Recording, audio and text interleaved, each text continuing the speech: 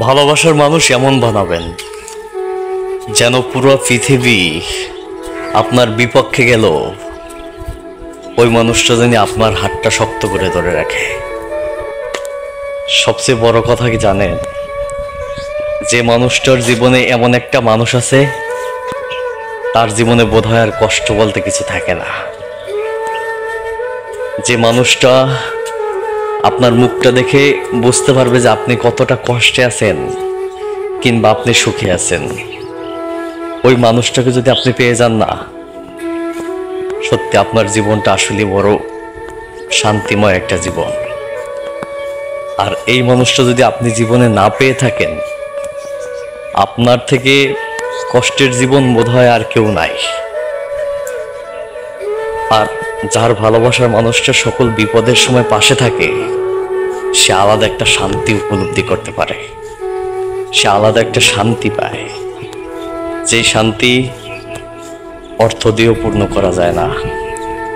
আপনি শত কোটি টাকার মালিক থাকতে পারেন, কিন্তু দিন শেষে যদি আপনি ভালোবাসার মানুষটার কাছ থেকে অবহেলা পান কিংবা আপনার মনের মতো ভালোবাসার মানুষ না পান, সত্যি আপনার জীবনটা বড় কষ্টময় হয়ে যাবে। এটা সত্য কথা। এই জন্য আসলে এমন মানুষকে জীবনে বেছে নেন, যে মানুষটা আপনার মুখ দেখে বুঝতে পারে যে আপনি কষ্টে আছেন, আপনি কি চান, আপনার মনের অনুভূতিগুলো কি, সেই কথাটা যে বুঝতে পারবে, সে হচ্ছে আপনার যোগ্য মানুষ, সে হচ্ছে আপনার ভালোবাসার মানুষ।